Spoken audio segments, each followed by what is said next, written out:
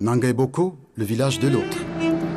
Dans la province du centre Cameroun, une clairière, un village, Nangaiboko, chef-lieu du département de la Haute-Sanaga. Ce village a la réputation de porter à son sein l'une des voies les plus emblématiques du triangle sacré. Chantal Biya, première dame du Cameroun. D'après les données actuelles de la municipalité à notre équipe de production, en juin 2006, 33,300 âmes y vivent, étendues sur une superficie de 7000 km². Ainsi, les halogènes vivent en harmonie avec plusieurs tribus autochtones que sont les Banvélé, similaires aux Yubekanga, les Yukaba, les Yuzum, les Bavouté ou Vouté, les Yagavouk, les Yulina, pour ne citer que ceux-là. Certaines filles et femmes, comme autrefois, portent encore les marques d'escarification en guise de tatouage. C'est une remarque des Nanga. Donc, dès que vous voyez une personne à l'estar, sachez directement que c'est une personne de la Haute-Sanaga.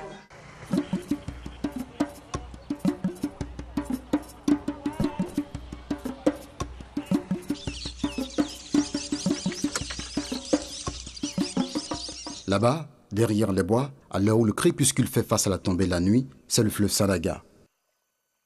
Quelques amateurs de la surface y mènent le dernier coup de pagaie. La nuit tombée, le quartier Mokolo, à travers son petit commerce, reste dans la tradition de la lampe tempête. Les vendeurs de bâtons de manioc au concombre et pas d'arachide associent à cela la viande de brousse.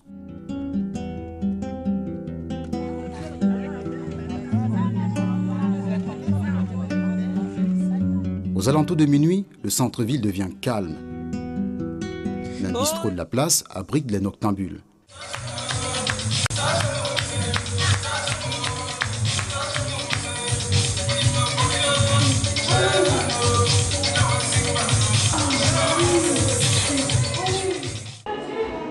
À 35 secondes de là, les voyageurs venus de la périphérie, à défaut d'une nuitée dans un hôtel du village, dorment à la belle étoile.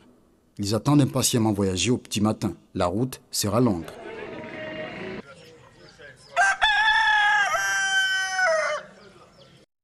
Le citoyen de Nangaiboko vit essentiellement de l'agriculture, du petit élevage et du commerce.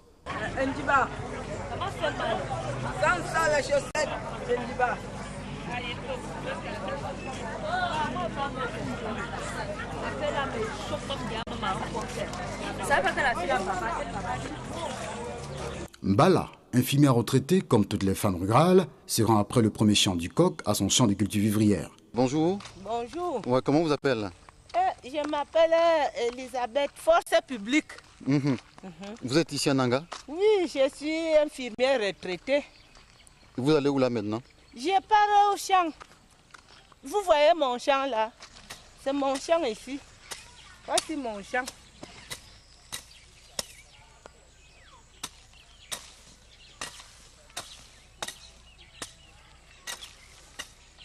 Une terre riche qui se rend au laborieux, la récolte indiquée.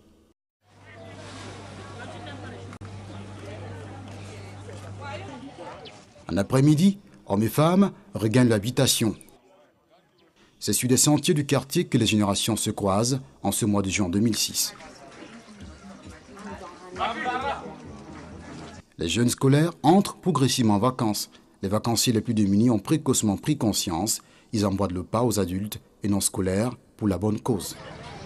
Pendant les vacances, je cherche l'argent de la rentrée pour aller m'inscrire à l'école.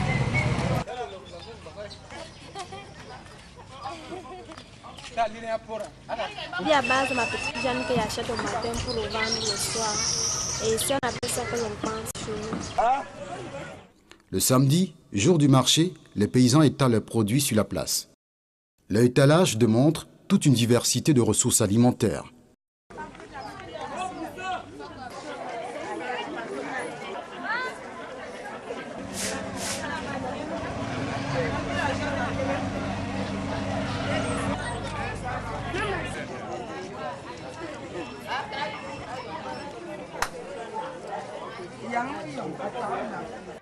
La venue de produits des cultures vivrières crée toujours un événement au sein des vendeuses.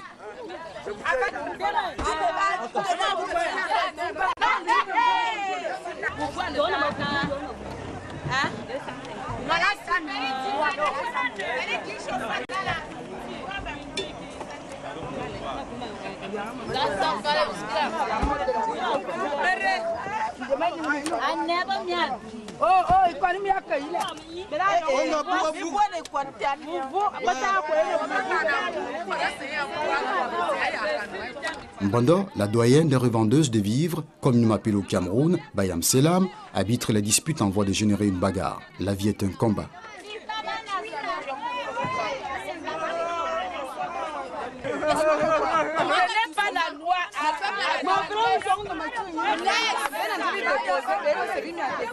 Ce n'est pas la bagarre, on ne bagarre pas, laissez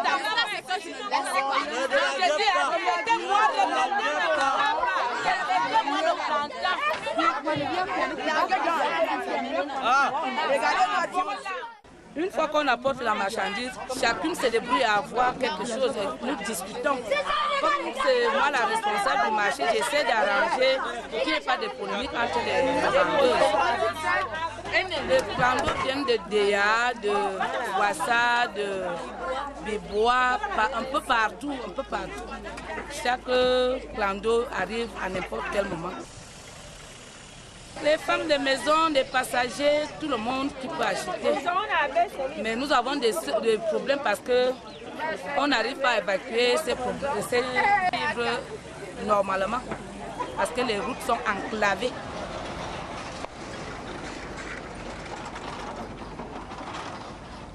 Ce sont les grumiers qui nous mettent dans les problèmes. On n'a pas moyen de bien rouler. Pourquoi? Ils vont dans des brousses comme ils transportent à DA. Bon, ils cassent les ponts, ils cassent la route comme ça, là. On n'a pas moyen. C'est ça qui nous gêne. Autant mieux qu'ils entretiennent les routes. Puisqu'ils ne veulent pas entretenir les routes.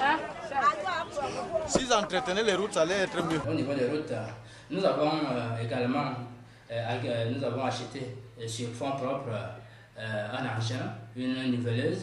Nous avons également acheté une pelle chargeuse dans le sens, effectivement, d'une part du ramassage des ordures. Il faut dire que c'est également un casse-tête. Et d'autre part, pour améliorer l'état des routes. C'est vrai que nous y allons selon notre rythme, au vu des moyens disponibles. Et je voudrais dire que nous avons bénéficié également d'un appui de l'État, parce que vous voyez le bitumage de certaines artères là, nous disons déjà merci au pouvoir public pour cela. Et nous disons que nous allons continuer dans ce sens. Et c'est pour cela que même lorsque nous sommes un peu en difficulté, nous tendons la main aux forestiers qui font en sorte que même dans la zone rurale, que le désenclavement puisse être effectif. Beaucoup reste à faire autour du souci majeur qu'est la route. Les voyageurs de transport en commun, à défaut des 4x4, empruntent les autobus de marque française, hors série, restés robustes sur les venelles de terre d'ici et d'ailleurs. Les bus AVM demeurent donc maîtres de la route.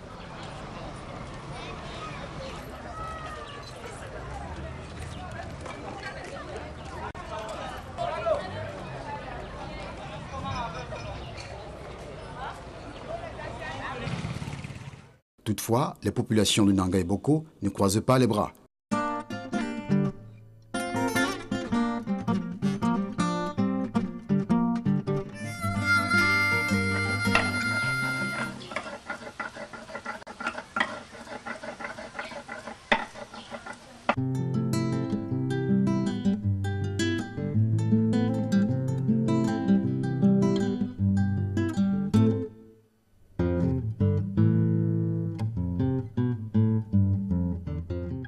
Chacun se bat pour ne pas être à la queue.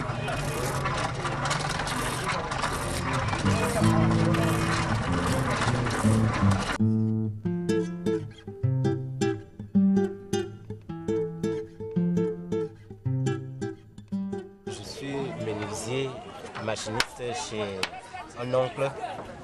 Nous travaillons ensemble depuis pratiquement 11 ans.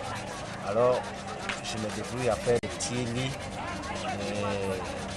J'ai des gens qui sont au marché. Vous voyez, le marché est tellement dévasté que lorsqu'une orage arrive, on essaye. Cet orage-là amène les maisons et on les aide à replacer ces hangars en place. Ce qui fait que quand celui-là aussi a besoin de moi, je viens à son secours et il me trouve mon point de vue.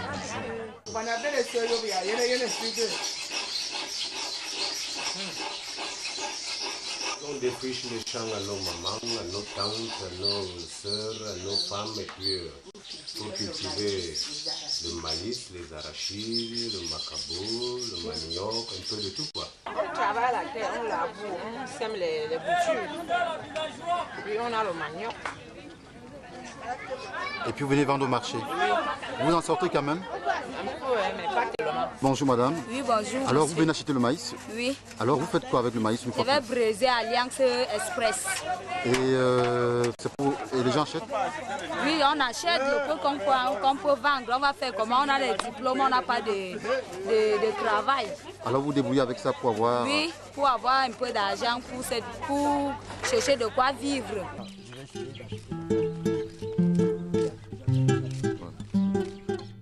La canne à sucre, comme ses cousins le palmier, à lui seul, est toute une légende. Tu ne réponds pas comment? Donne-moi ça.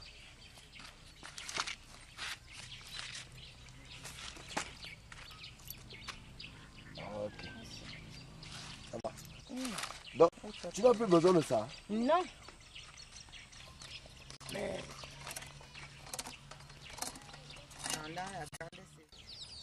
Moi, je n'ai pas. Le palmier demande la patience pour se dresser, du temps pour offrir le régime de noix, de palme. Quand il meurt, il renaît de ses cendres, après avoir offert de sa sève, qu'est le vent de palme. Moi, je prends les branches là pour aller protéger mon champ. Okay. Que les animaux ne finissent pas de manger mes arachides. Et vous tendez alors les pièges aussi? Il y a des fois, les garçons tendent des pièges.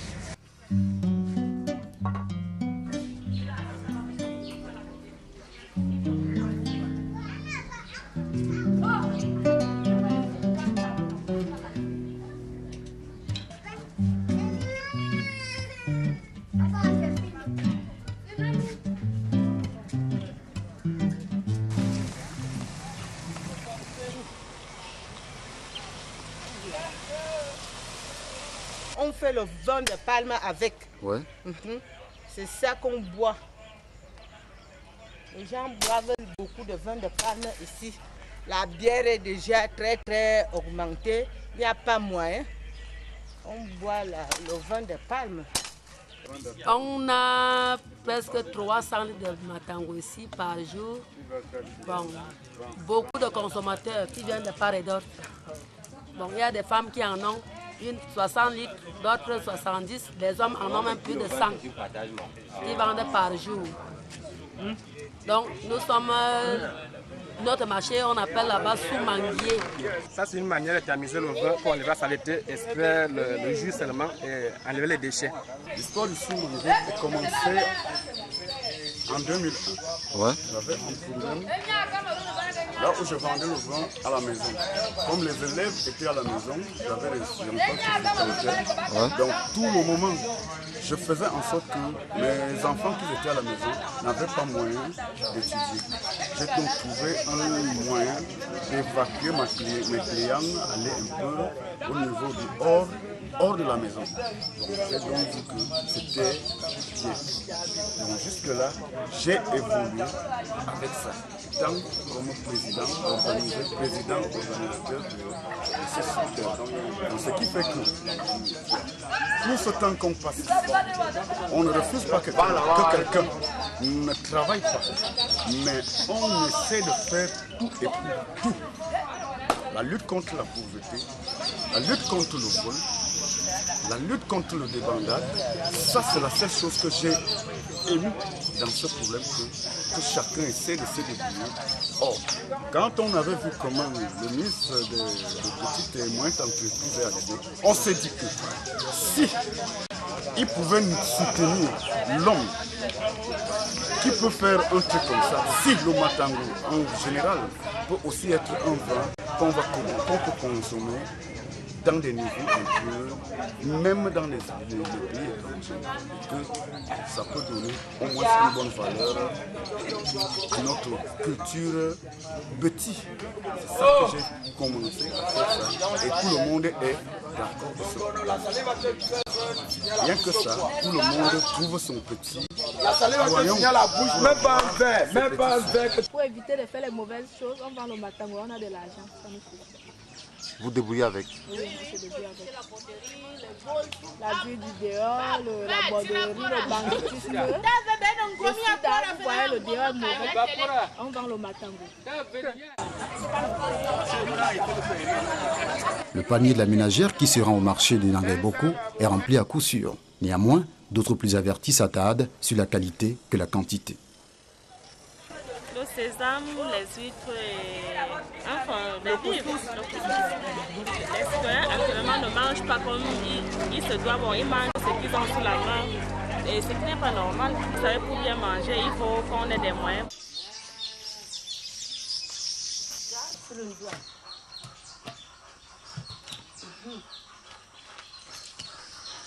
Les Nangas mangent beaucoup de feuilles. Il y a beaucoup de feuilles qu'on mange ici. Il y a le quem, il y a le foilon, il y a le keleng, des fois le zom. Des fois on prépare le quem fade, on met le maïs comme ça là-dedans, dans le quem. C'est comme ça. Le développement commence par l'éducation de base.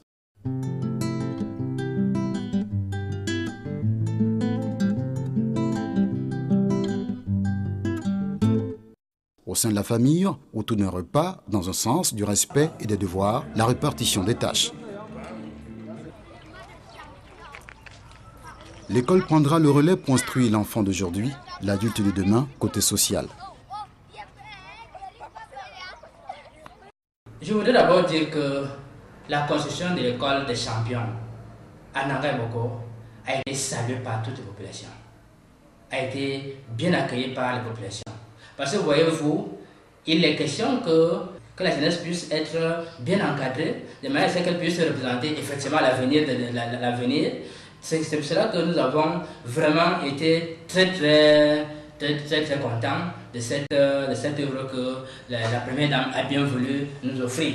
Et je voudrais dire que c'est devenu une tradition qu'à chaque fin de l'année, que la première dame organise une distribution de prix pour ses élèves. Je crois qu'au-delà des prix que les élèves reçoivent, c'est une émulation. Et ça amène les élèves d'autres écoles à se dire il faut aller de l'avant, il faut travailler. Et travailler, ça signifie qu'enfin, il y a une récompense.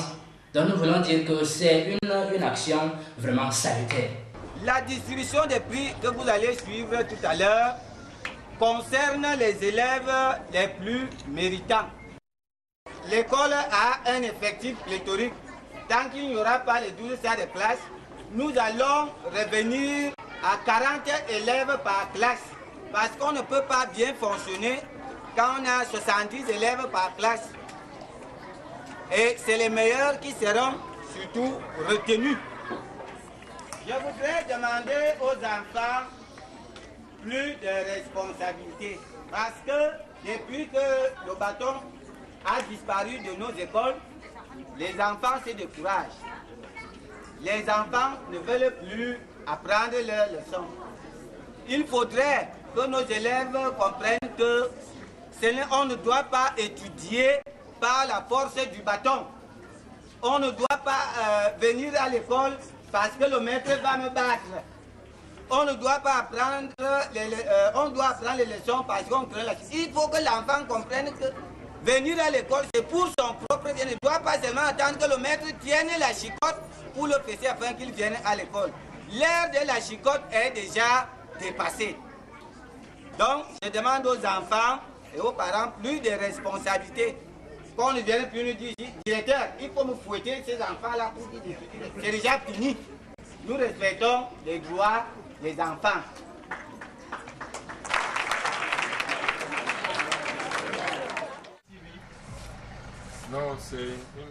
En ce début de vacances 2006, Zoa, Traverna, hérité de son père, Laurent Bamba, fabrique des pots pour préparer sa rentrée scolaire et nourrir leur petite famille.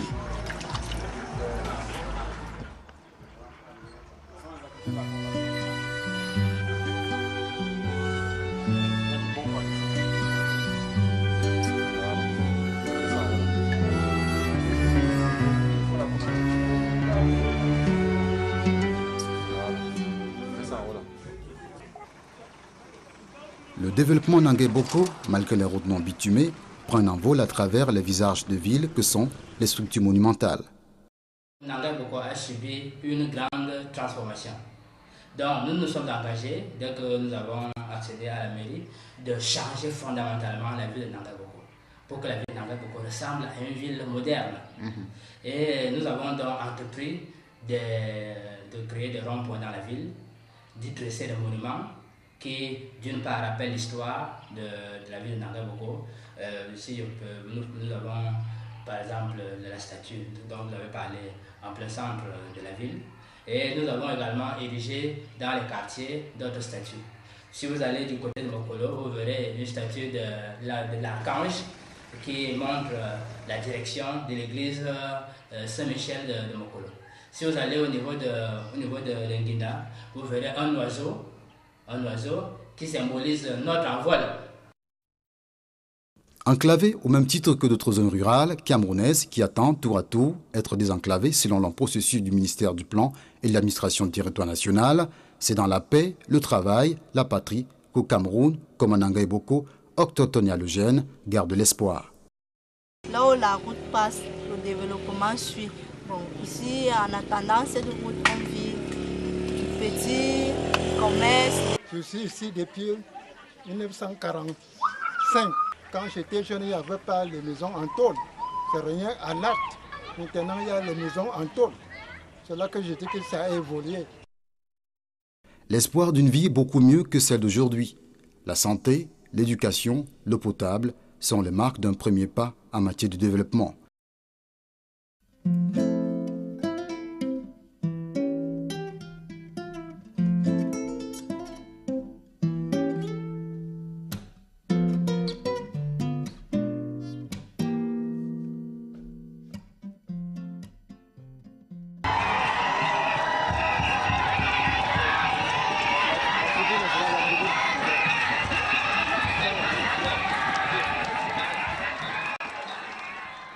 Être leader, être à la tête de tout un village et de toute une nation exige une objectivité. En développement durable et progressif, étendu sur l'ensemble du territoire national, ne saurait se concentrer sur une seule zone rurale. Autant le Grand Nord connaît de sérieux problèmes de sécheresse et le sol aride, autant le Grand Sud à la terre riche réclame les routes. Nangaiboko, village de l'autre, à l'écoute de toutes les femmes rurales issues des 10 provinces du Cameroun, demeure un village qui connaît l'enclavement.